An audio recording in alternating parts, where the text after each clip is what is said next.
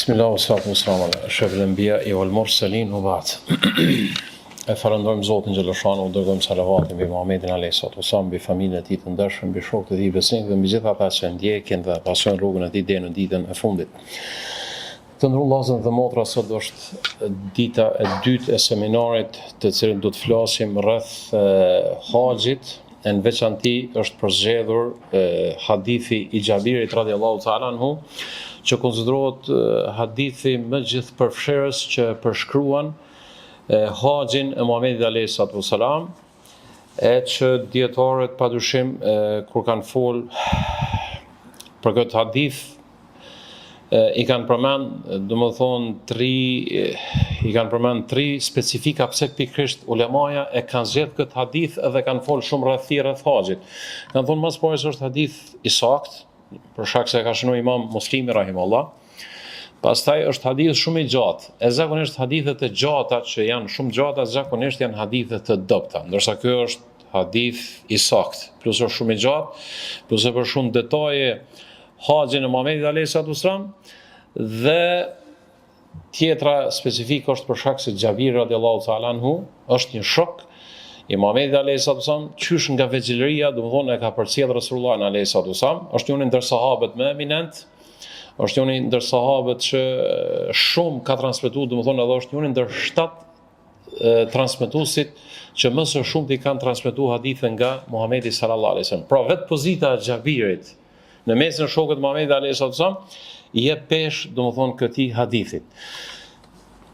Të nderuar vëllezër, fillimisht e falenderojmë Zotin xhaleshanu që Zoti ka caktuar për neve rituale shumë interesante. Edhe që nuk na ka bërë fen ton vetëm me një ritual të caktuar, mirë po ka bërë lloj-llojshmëri të ritualeve. Andaj shumë duhet mi falendëruar Zotin xhaleshanu që ibadetet tona janë të lloj-llojshme dhe janë të ndryshme.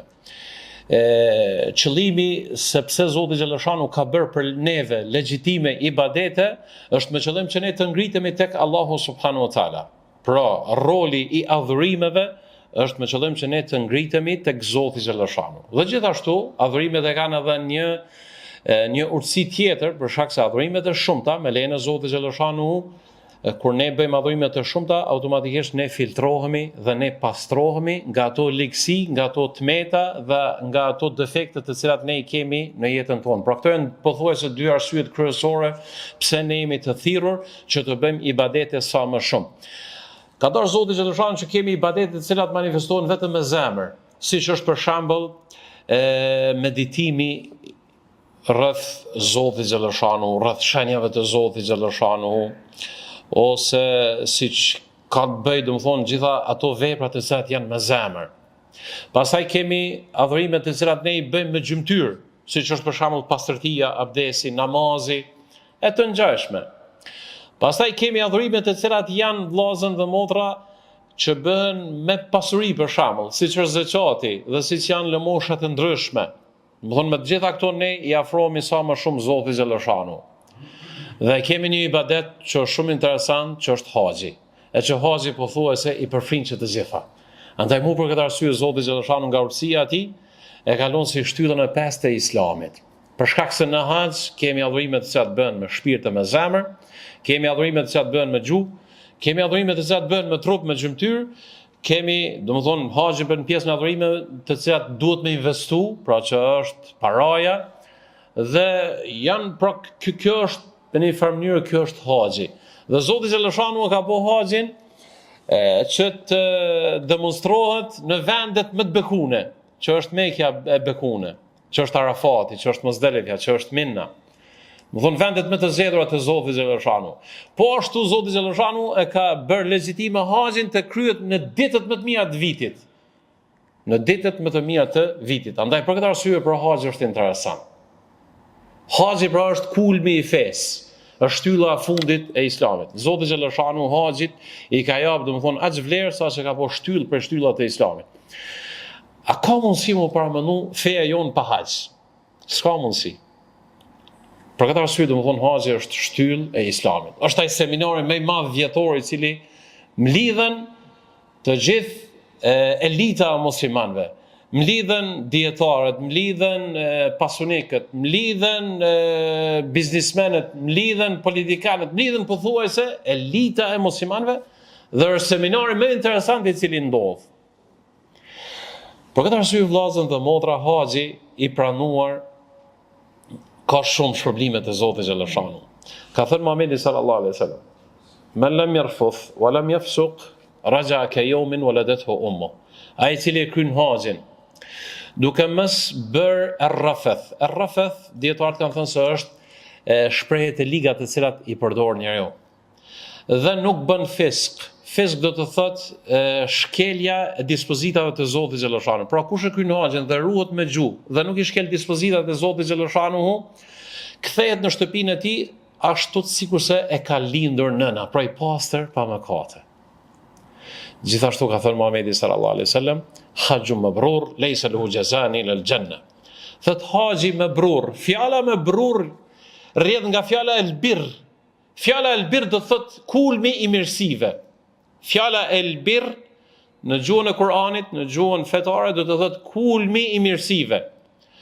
Pra hajjun mabrur, një haxh i mirë, laysa lahu jazaan ila al-janna. Nuk ka problem tjetër për të përveç se xhenetit. A kemi të gjithë ne dëshirë që ta kemi një haxh mabrur? Padyshim se të gjithë ne kemi dëshirë. Na lutim Zotin xhaleshanu se Allahu t'ju alësoj të gjithë atyre haxhive që kanë bënë jetë më shumë çabe. E inshallah Zoti xhaleshanu ju amundson gjithë besimtarëve, gjithë muslimanëve që sa më shpejt ta kryjnë këtë shtyllë të Islamit, ta kompletojnë veten e tyre, dhe që Zoti xhaleshanu t'u lehtëson e t'u pranoj gjitha ato flijime, gjitha ato sakrifica dhe gjitha ato sublime të cilat më të vërtet i bëjnë për hatër të Zotit xhaleshanu. Me qëllim që ta kemi një haxh të pranuar, pra me qëllim që ta kemi një haxh mabrur, dietarët i kanë thonë patjetër duhet të pas parasysh 5 gjëra. Në ne haxhi duhet të qenë shumë i sinqert për hatër të Zotit. Haxhi duhet të qenë i sinqert për hatër të Zotit. Nuk bëhet haxhi për emën, nuk bëhet haxhi për lavd, nuk bëhet haxhi për syefaqësi, mirë bëhet si obligim që Zoti xhaleshanu të ka nderu. Edhe në momentin kur ti e ke vendosur me bëj haxhin, dije se je njeriu më specifik, je njeriu më i privilegjuar dhe je njeriu më i veçantë. Pra duhet të qenë shumë i sinqert. E dyta, më mundu që ritualet e haxhit, veprat e haxhit, ibadetet e haxhit me qenë në përputhshmëri me traditën profetike, ashtu siç e ka bëu Muhamedi sallallahu alaihi wasallam, mu përpjek edhe na me bëj haxhin ashtu siç e ka bërë Muhamedi sallallahu alaihi wasallam. E treta vëllezër dhe motra është që të mundohem të kryjmë obligimet të cilat neve na ka obliguar Zoti xhaleshanu gjatë shndrimit në vendet e sheta. Obligimet gjenerale ose obligimet e përgjithshme dhe ato obligimet që janë specifike rreth haxhit. Obligimet e përgjithshme siç është kujdesi ndaj namazit, kujdesi ndaj pastërtisë, me një fjalë gjitha obligimet të cilat ne jemi të thirrur si mukellefin, si të ngarkuar me obligime fetare që t'i kryjmë. Dhe obligimet e haxhit, siç janë për shembull veshja e ihramit, domethënë tavafi, sa'i, qëndrimi në Arafat, kështu të më radhë gjujtja e gurëve, të gjitha ato ritualet e cilat janë të haxhit. Mu mundu në mënyrë të dur mi krye ato rituale. E katërta vëllezër është që më mundu në mënyrë maksimale mu largu prej ndalesave për gjërat të cilat neve na ka ndalu Zoti xhaleshanu. Gjithë ato gjërat të cilat janë harame, apo gjërat të cilat nuk janë të preferuara, apo gjërat të cilat janë të urrëtura. Siç është për shembull rrena, siç është mashtrimi, siç është tradhtia, siç është bardhja fjalëve, e kështu të më radhë.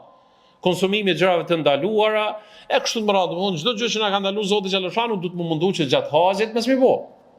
Dhe e fundit, pasunia me qenë e halalit. Pasunia me qenë e halalit. Më mundu me atë pasuni që ti e ke paguar haxhin tënd me qenë e pastër. Cila është pasuria e halalit? Është ajo pasuri që Zoti xhaleshanu e ka bërë të legjitimshme në mënyrë se si fitohet. Dhe me lejen Allahu subhanahu wa taala, ashtu siç ka ardhur në hadithin e Muhamedit alayhi salatu wasalam, kur e çet haxhiu këmbën në mjetin e udhimit, do të thirrë një thirrës prej Allahu subhanahu wa taala. Nëse ka qenë pasuria jote e halalit, atëherë përgëzosa e haxhit do të pranohet. E nëse pasuria jote nuk ka qenë halalit, atëherë kujdes se haxhi do të refuzohet. Zoti u amundson gjithë haxhive që ta bëjnë këtë ritual, këtë shtyllë të Islamit duke pas pasuri të ndershme dhe pasuri fisnike dhe pasuri të halalit. Kthehemi tek hadithi i Xhibrilit të ndrun vllazën. Kemi arritur deri në momentin kur te hadithi Xhabirit, pra kur tregon Xhabir radiallahu ta'ala anhu, Muhamedi sallallahu alaihi wasallam thot ka qëndruar 9 vite dhe nuk e ka kry haxhin, ndërsa kur ka ardhur viti 10, Muhamedi sallallahu alaihi wasallam ka thirr dhe ka shkru dërgesa, do të thonë ka shkru shkresa dhe ka dërguar në për fise dhe në për familje të mëdha dhe në mesin ku ka pas musliman dhe ka treguar se Muhamedi sallallahu alaihi wasallam do ta bëj haxhin. Kjo ka qenë arsyeja që njerëzit pra ta bëjnë haxhin me Muhamedin alayhi salatu wasallam dhe që njerëzit të mësojnë rregullat e haxhit direkt prej Rasulullahit sallallahu alaihi wasallam. Ka qenë dita 25 e muajit Dhul Qa'da. Sot nëse nuk gaboj jemi me datën 4 ose 5 Dhul Qa'da. Do thonë në ditën 25 të këtij muaji që gjendemi ne, Muhamedi sallallahu alaihi wasallam është nisur për haxh. Do thonë nga Medina për më shku në haxh. E ka falë drekën në xhamin e tij sallallahu alaihi wasallam. Pasi që e ka falur drekën, ka qenë ditë shtunë dhe është nisur për Dhul Hulejfe. Ka mri në Dhul Hulejfe dhe aty ka arrit në kohën e ikindis. Aty e ka falë ikindin Resulullah sallallahu alaihi wasallam. Pastaj e ka falë akshomin, e ka falë yatsin, e ka falë sabahun, ka prit det nesit derisa ka falë edhe drekën. Arsyeja se pse ka prit kaq shumë Resulullah sallallahu alaihi wasallam, me qëllim që të mlidhen njerëzit.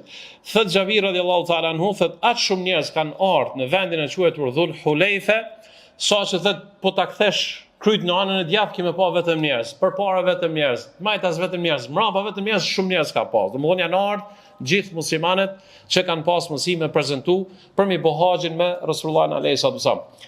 Statistikat të cilat e përmendin ulemaja thonë që prafërsisht ka qenë numri i haxhive që e kanë bërë bashkë me Resulullahin alayhi salatu wasallam, për shkak se edhe gjatë rrugës ju kanë bashkangjit Resulullahit alayhi salatu wasallam, ka qenë domethënë mbi 100.000 haxhi. Flitet që ka qenë domethënë deri mbi 120.000 haxhi. Allahu alem, këto domethënë janë ato shifra të cilat domethënë i përmendin ulemaja. Hadithi Xhabirit vllazën është shumë i gjatë, edhe i përmend disa detaje shumë interesante. Dhe pastaj e përshkruan Xhabir radiallahu ta'ala anhu. Thot pasi që e ka falë drekën Resulullahi alayhi salatu wasallam, thot edhe është pastru, ka bë gusl, e ka vesh ihramin, edhe është nis Resulullahi sallallahu alaihi wasallam. Hadithe tjera aludojnë se këtu Muhamedi alayhi sallam e ka thënë telbien. Cila është telbia? Më thonë labbaik Allahumma labbaik, labbaik la sharika lak, labbaik innal hamda wan ni'mata lak wal mulk la sharika lak. Ndërsa Xhabiri thot e ka thënë telbien Resulullah sallallahu alaihi wasallam pasi që ka hyrë në mjetin e tij të udhëtimit dhe pasi që ka kaluar një pjesë të rrugës, edhe aty e ka thënë telbien. Andaj për këtë arsye të ndrullazën janë disa çështje të cilat kanë të bëjnë me adhurime. Për me ditë më saktë duhet të mlidhen të gjitha hadithet. Andaj, thash se hadithi i Xhabirit radiallahu ta'ala anhu është hadithi më gjithëpërfshirësi. Ndërsa ka mundësi disa detaje të ritualeve të haxhit të Resulullahit alayhi sallam do t'i gjejmë edhe tek hadithet tjera. Gjithashtu Xhabir radiallahu ta'ala anhu e përmend një detaj shumë interesant. Thot posa kemi qenë në Dhul Hulejfe, e Dhul Hulejfja shka është të ndrullazën. Është ai kufini që e ka caktuar Muhamedi sallallahu alaihi wasallam për gjithë ata që synojnë për me vizitu Qabën. Qabja i ka 4 kufi. Është kufini Dhul Hulejfe që është për banorët e Medinës dhe gjithë ata që kalojnë rreth Medinës. Është kufini El Gjuhfe që është për banorët që vinë prej Shamit dhe prej Egjiptit. Është kufini Yelemlem që është për banorët të cilët vinë nga Jemeni, dhe është kufini Qarnul Manazil, domethënë për banorët që vinë nga Iraku dhe nga ajo pjesë. Vetë fakti kur na kuptojmë se Qabja i pas ka disa kufi, kjo jep me kuptu se më të vërtetë është vend i shenjtë. Që do të thotë hyrja në Qabe nuk bëhet në mënyrë të rëndom, nuk bëhet me rroba të rëndomta dhe nuk bëhet, domethënë sikurse më shku me një qytet të thjeshtë. Mirë po, nga këtu ne e kuptojmë se jemi duke u nisur një rreth drejt një qytetit i cili është i shenjtë, një qytetit i cili është i bekuar. Edhe këtë do ta gjejmë vetëm tek ne muslimanët dhe vetëm në Qabe dhe askund tjetër. Nëse marrim qytetet e shenjta tek besimet tjera, shohim se njerëzit me tesha të rëndomta nuk kanë ndonjë ritual të caktuar për me hinë qytet të shenjtë. Për shembull, secili prej jush mundi më shkon në Rom për shembull. Edhe mundi me hinë Vatikan pa kush çfarë problemi. Mundi me hinë atë kishën e madhe, e në atë sheshin Shën Pjetër, kretë mundi pa kush çfarë probleme. Kush as nuk ju këshyr, as nuk vet çfarë tesh e kin. Dorsa më shkon çabe, ka dalë duhet më nal në kufi, duhet më pastru, duhet me hek rrobat e rëndomta, duhet me vesh ihramin e pastaj munis. A nëse nuk i bën njërin për këtyre, atëherë do më thonë ti penalizohesh. Do thotë që ti duhesh me shpagu për shkak se i bën shkelje. Pra ky është vendi i Dhul Hulejfes. Këtu pra Muhamedi sallallahu alaihi wasallam thash nga këtu e ka nisur domethënë udhimin e tij për hax. E përmend Xhabir një detaj shumë interesant, thet gruaja e Abu Bekrit radhiyallahu ta'ala anhu, gruaja e Abu Bekrit radhiyallahu ta'ala anhu, Esma ibn Unais, thet aty e ka lindur Abdurrahmanin, djalin e Abu Bekrit radhiyallahu ta'ala anhu. Përmoni çfarë detaje interesant bazën. Sahabët radhiyallahu ta'ala anhu, çfarë shumë kanë qenë mishnuar me Muhamedit sallallahu alaihi wasallam, çfarë shumë e kanë dashur Resulullahin alaihi wasallam. Sa që nuk ja kanë leju vetes një ik momente të mëdhaja nga jeta e Resulullahit alaihi wasallam. Pra edhe Abu Bekri edhe bashkëshortja e tij nuk kanë gjetë pretekst me thonë vallahi s'përshkojmë se unë kam gruan shtatzan, kam lind stash, ose Esmaja me thonë jo valla se kam lind, s'moj më shku me Muhamedit sa.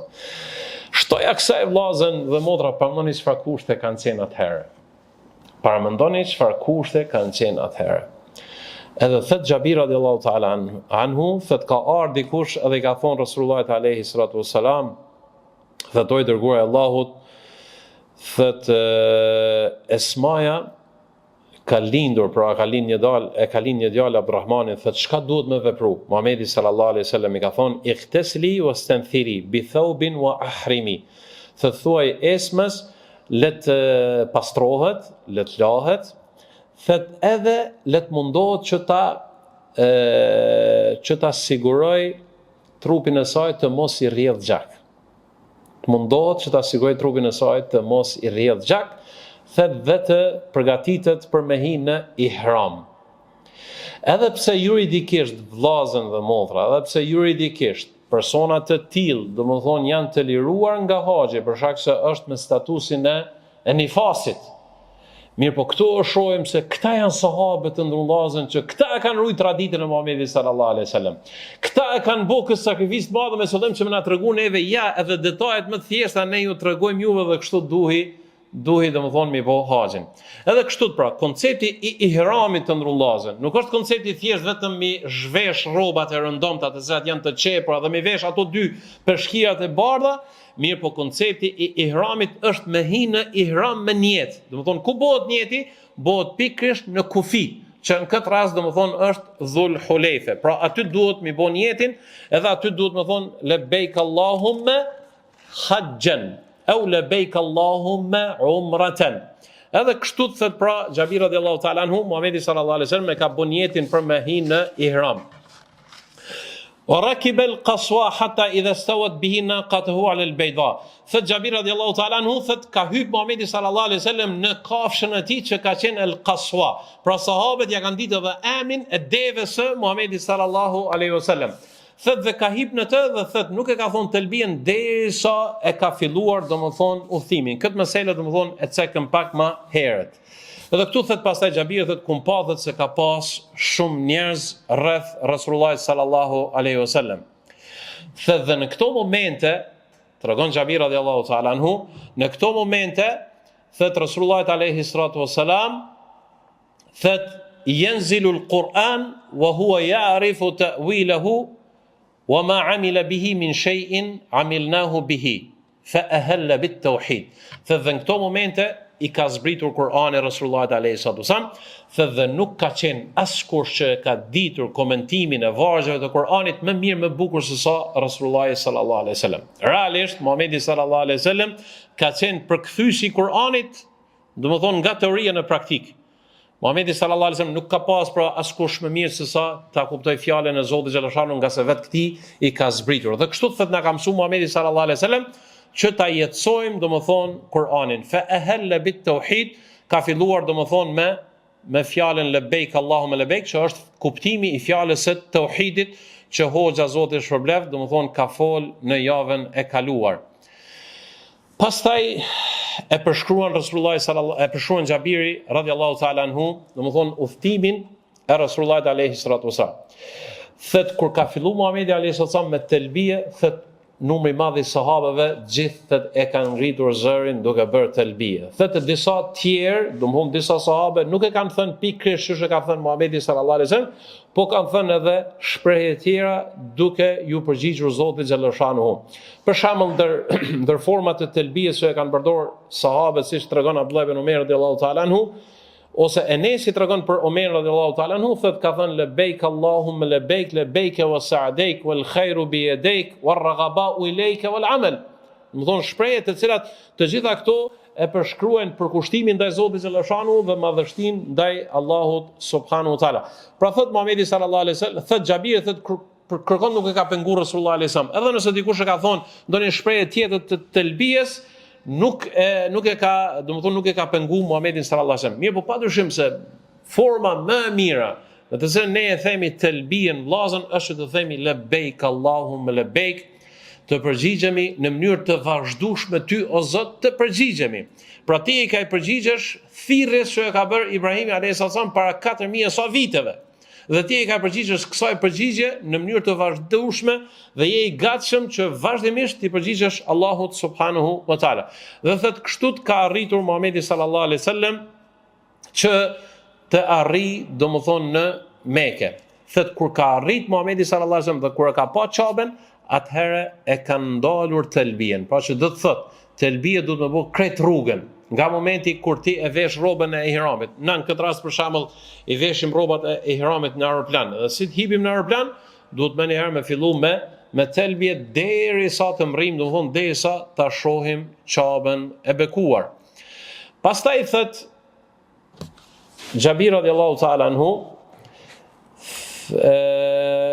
nga ky moment thot kërkush prej neve nuk e kena kuptuar vllazën, thot se ka mundësi umreja mu bërë në muajt e haxhit. Për shkak se ka qenë traditë tek arabët e vjetër, është konsideruar umreja në kohën e haxhit min afjaril fujur.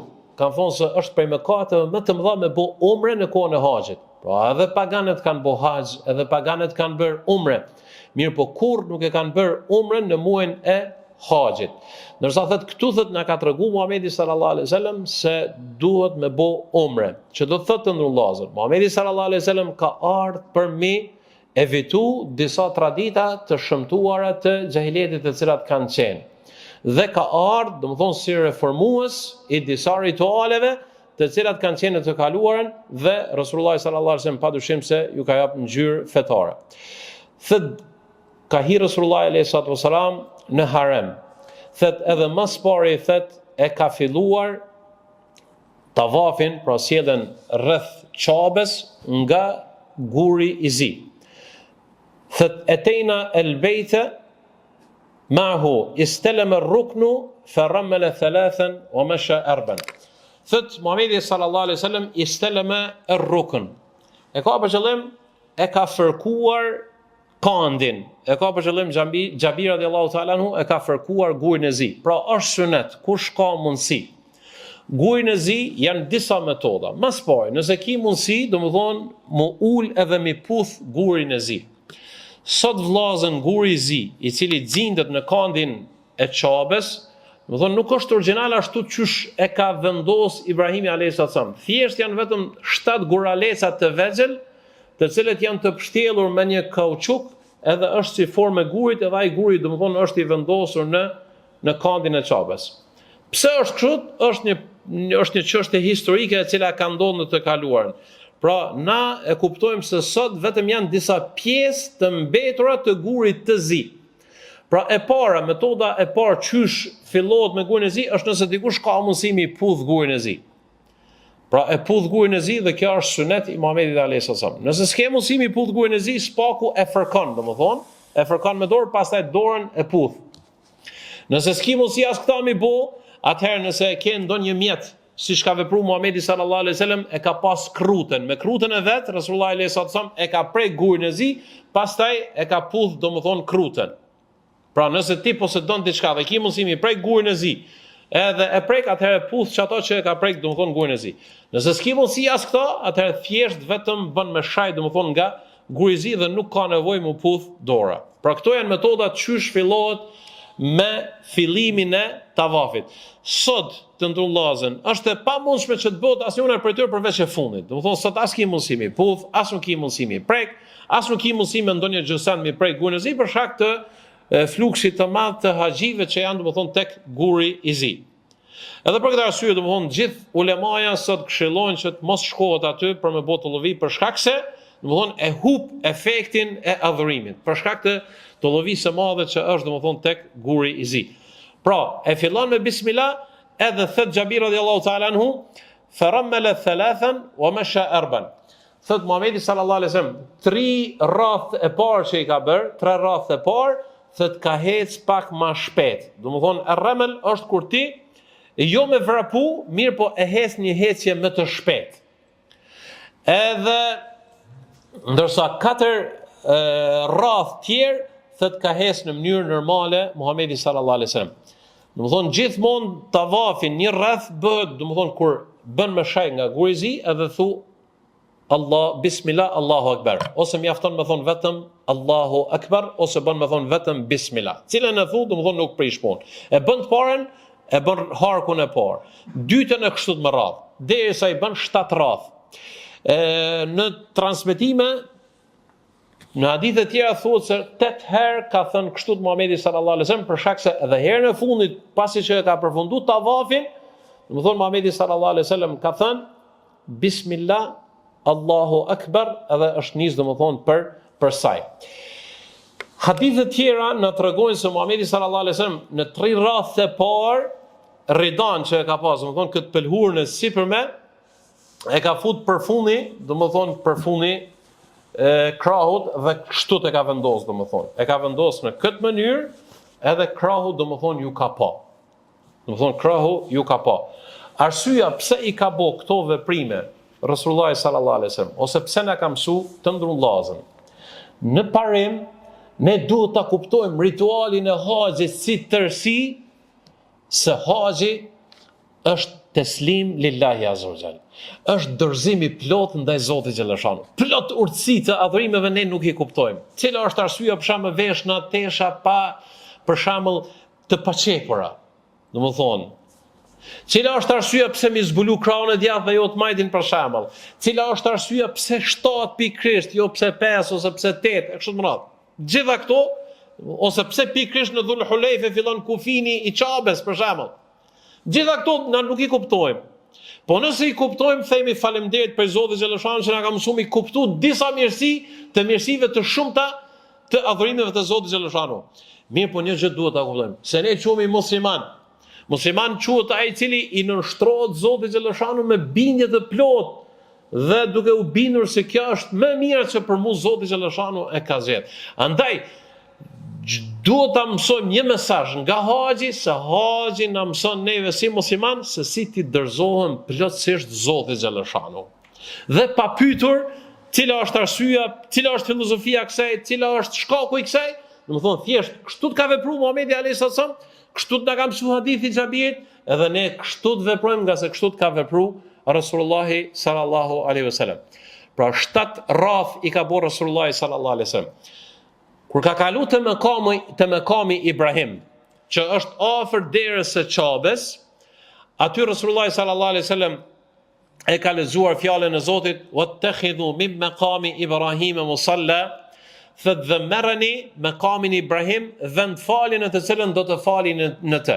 Pasi që e ka përfunduar tavafin Resulullah sallallahu alaihi wasallam 7 herë, është ndalur dhe i ka falur 2 recate të mekami Ibrahim. Edhe në recatin e parë Muhamedi sallallahu alaihi wasallam e ka lexuar Kul ya ayyuhal kafirun, ndërsa në recatin e dytë e ka lexuar Kul huwallahu ahad. Pra sunet është që të falet tek mekami Ibrahim. Pra që i bie me qenë para te mekami Ibrahim e pastaj domethënë me qenë Çabja. Nëse ke mundësi mu fal te mekami Ibrahim është më së miri. Ndërsa nëse nuk mundesh për shkak të fluksit të madh të haxhive, atëherë kudo që të falësh në harem, domethënë konsiderosh se ti e ke plotësuar, domethënë këtë ritual që janë 2 recate domethënë pas tavafit i cili bëhet. Pastaj ka hadithe tjera të cilat Resulullah sallallahu alaihi wasallam aludojnë se është nal edhe ka pi ujë të Zemzemit, edhe është la me ujë të Zemzemit aq sa ka pas mundësi Resulullah sallallahu alaihi wasallam. Kështu që është sunet, pra pasi që të kryet tavafi, pasi që të falen 2 rekate, të pish ujë të Zemzemit aq sa ki mundësi, derisa të ngopesh. E nëse ki mundësi edhe mula, spaku e merr tasin edhe çetën kry, e çetën gjoks, e çetën në bark, e çet tek të kofshat, të këmbët, ku do që të mundesh, domethënë lash me ujë të Zemzemit. Uji i Zemzemit është ujë bekun, është shifa, është shërues. Andaj e praktikon sa më shumë, edhe me niyet me lejen Allahut që edhe mu shëru, edhe me niyet që mi adhuru Allahun subhanahu wa taala. Pastaj thot Xhabir radhiyallahu taala anhu, pasi që e ka kry namazin, është kthy përsëri Resulullah sallallahu alaihi wasallam tek guri i zi, përsëri isteleme, edhe është nisur domethënë për Safa. Edhe dietarët kanë thonë, nëse ke mundësi përsëri pasi ta përfundosh tavafin, mi prej gurin e zi, domethënë është sunet. Përkundrazi, nëse nuk ke mundësi mi prek, atëherë nuk ka nevojë tash, për shkak ditën e sotit me bë me shaj, nga se nuk është, domethënë, nuk është diçka që duhet mu praktiku. Pastaj arrin në Safa. Kur shkon në Safa, Safaja vllazën është ajo kodra që në historinë islame dhe në historinë njerëzore ne e kujtojmë nonën e Ismailit apo gruan e Ibrahimit alayhi salatu wassalam, që ka qenë Haxheria radiallahu ta'ala anha, që ka hyp në kodrën e Safas për të gjurmuar ose për të gjetur ujë për birën e saj të vogël. Edhe ka hyp Resulullah sallallahu alaihi wasallam në Safa dhe flitet që është ngritur derisa e ka pa prej Safas e ka pa Çaben. Sot Safaja nuk ekziston për shkak se është pjesë e kompleksit të haremit. Pra Resulullah sallallahu alaihi wasallam është hipur nel derisa ka pa Çaben. Edhe pastaj është kthy nga Çabja në këtë drejtim. Edhe ka thonë awwalu ma nabda'u bihi ma bada'a bihi Allahu azza wa jall. Edhe ka thënë gjën e parë që ne e fillojmë ashtu siç e ka filluar Zoti xhaleshanu. Nga se Zoti më së pari ka përmend Safan, pastaj ka përmend Marwan. Inna Safa wal Marwata min sha'airillah. Safaja dhe Marwa, pra 2 shenja, 2 kodra, janë prej shenjave të Zotit xhaleshanu. Faman hajja al-bayta wa i'tamara fala junaha alayhi tawafahuma.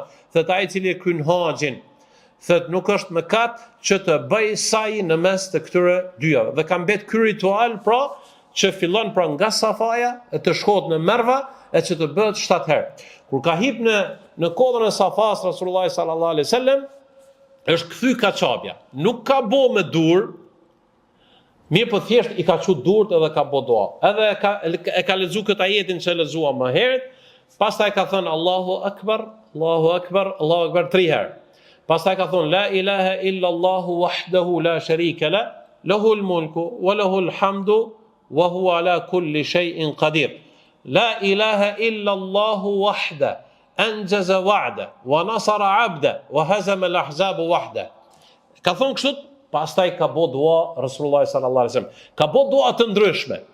Duaja më e mira që e bën haxhiu gjatë qëndrimit në Çabe është që të thotë në mënyrë të vazhdueshme Allahumma rabbana atina fid dunya hasana wa fil akhirati hasana wa qina adhaban nar, edhe bën dua të ndryshme. Dua i bën në gjuhën shqipe, domethënë dua që i kupton. Pasi që të kryejnë duat, përsëri duhet të thonë la ilaha illa Allahu wahdahu la sharika la, lahul mulku wa lahul hamdu wa huwa ala kulli shay'in qadir. La ilaha illa Allahu wahda. Domethënë tash nuk e thet ajetin inna Safa wal Marwa min sha'airillah. Nuk e thet, mirë po e fillon kështu la ilaha illa Allahu wahdahu la sharika la, lahul mulku wa lahul hamdu wa huwa ala kulli shay'in qadir. La ilaha illa Allahu wahda, anjaza wa'da. Fjala anjaza wa'da, Zoti e përmbushi premtimin e tij. Edhe ka thonë këtë fjalë Muhamedi sallallahu alaihi wasallam për shkak se ja përmbushi premtimin kur e ka panë ëndër për mi bë tavafin në Çabe dhe e kanë pengu Mekasit mes mi bë, domethënë umren. Edhe kjo ka qenë në vitin e 6 të Hijretit. Ndërsa kur ja ka mundsuar Zoti mi bë haxhin ose umren Muhamedi sallallahu alaihi wasallam, e ka thonë këtë dua, anjaza wa'da wa nasara 'abda, Zoti e ndihmoi që të ngavnjej robi i tij, wa hazama al-ahzaba wahda, dhe Zoti xhaleshanuhu i mposhti të gjitha grupet e armiqve të Islamit. Disa prej dietarëve thonë se e ka pas për qëllim Muhamedi alayhis salam kur Zoti xhaleshanu i ka mposhtur ahzabet, pra atë koalicionin që atë grupin e pabesimtarëve që janë mbledhur për me sulmu Medinën, mirë po në përgjithësi ne e kuptojmë si shprehje të përgjithshme. Pra Zoti xhaleshanu i ka mposhtur armiqtë e tij. Me një fjalë të ndërmullazën, duhet me thonë 3 herë dhikrin, e në mes dhikrit do me thonë duhet me bot dua. Pra 3 herë duhet me thonë la ilaha illallah wahdahu la sharika lah, duhet me thonë anjaza wa'da wa nasara 'abda wa hazama al-ahzab, mes këtyre do me thonë 2 herë duhet me bot dua. Edhe në fund e përfundon, edhe nisesh do me thonë për me shku për Merva.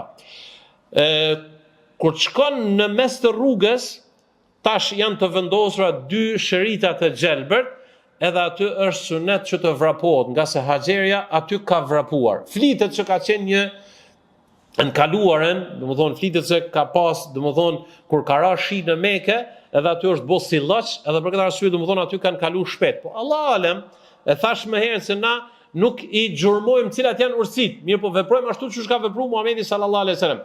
Edhe Muhamedi alaihi wasallam në këtë pjesë ka ecur shumë shpejt, saqë edhe ka vrapuar me nxitim. Dietarët kanë thonë se është sunet për burrat që të ecin apo që të vrapojnë sa më shpejt, ndërsa për gratë nuk preferohet që të vrapojnë me nxitim. Dhe kështu ka shku Muhamedi sallallahu alaihi wasallam në kodrën e Mervas. Kur ka shku në Merva, ka hyrë denet derisa ka pa Çabën. Edhe është kthy ka Çabja dhe ka bërë në të njëjtin veprim për të cilën e ka bërë. Pasi që ka përfunduar kët, Resulullah sallallahu alaihi wasallam e ka përfunduar sajin, ka ardhur dhe kështu ka përfunduar umreja. Pastaj Resulullah sallallahu alaihi wasallam e ka thirr një berber, edhe ja kanë qeth flokët Resulullah sallallahu alaihi wasallam. Është interesante të ndërllazën se Muhamedi sallallahu alaihi wasallam kronis për Dhul Hulejfes e ka pas me vete edhe kurbanin e tij. Dhe një numër shumë i vogël i sahabeve i kanë pas kurbane. Tash Muhamedi alaihi wasallam ju ka thonë, thët kush e ka kurbanin, thët nuk i lejohet që jetë halal do të thotë nuk i lejohet që t'i zhvesh rrobat e ihramit. Ndërsa ata që nuk e kanë marrë me vete ihramin, të gjithë thët le t'i qethin flokë, thët dhe le t'i zhveshin rrobat e ihramit dhe le të veshen me rroba të rëndomta. Dhe thët kjo konsiderohet për ata umre. Pra, shumica e muslimanëve, shumica e sahabeve, domethënë pjesa dërmuese kanë bërë umre, ndërsa Muhamedi sallallahu alaihi wasallam ka vazhduar në ritualin e haxhit, nga sa haxhi Muhamedi sallallahu alaihi wasallam ka qenë haxhul qiran, që do thotë haxhi i cili është i shoqëruar me kurban. Dhe ka thonë Muhamedi sallallahu alaihi wasallam, "Law istaqbaltu min al-amri mastadbartu, lama suqtu al-hadya." Thot po të më jepet mundësia herën tjetër që ta bëj haxhin, thot nuk do ta kisha marrë me vete kurbanin. Flitet që Suraka ibn Majishuni ka thonë, ja Rasulullah, e li amin hadha, au li gjemi el awam. I ka thonë, i dërguar Allahut, a është vetëm për këtë vit kjo rregull apo vlen për tona heret? Muhamedi sallallahu alaihi wasallam ka bu me gisht kështut, thët se ka hy umrja në haxh. Çka do thot ka hy umrja në haxh? E ceka më herët për shkak se arabët nuk e kanë bë umrën në kohën e haxhit. Ndërsa Muhamedi sallallahu alaihi wasallam ka thonë se lejohet mu bë umrja në kohën e haxhit dhe që do thotë kjo është mënyra më e mira. Andaj edhe haxhi që bëhet sot nga të gjitha bashkësitë islame në përkret botën pothuajse bëhet ky haxh. Domethënë mas pari bëhet umrja, pastaj haxhit domethënë i zhveshin rrobat e ihramit, i qethin flokët edhe çndrojnë në Mekë derisa të vjen dita e 8 e muajit të Dhulhijhes, që është dita e Tarwiyes. Këtu do të përfundojmë me shpresë që të vazhdojmë përsëri ta shpjegojmë hadithin e Xhabirit radhiyallahu ta'ala anhu. Elu Zotin xhaleshanu që Zoti na mundson që t'i kuptojmë mirë dhe drejt të gjitha dispozitat të cilat kanë të bëjnë me adhurimet fetare, dhe elu Zotin xhaleshanu që Zoti na mundson kryerjen e haxhit ta mësojmë siç duhet, për shkak se është një adhurim madhor, është udhëtimi më interesant i jetës sonë, është investimi më i madh që e bëjmë, andaj duhet më mësu rregullat e haxhit. Zoti na vash dije të mirë, të pastër, që me këtë dije të jemi faqebardh edhe atë ditë kur do dalim para Zotit. Walhamdulillahi rabbil alamin.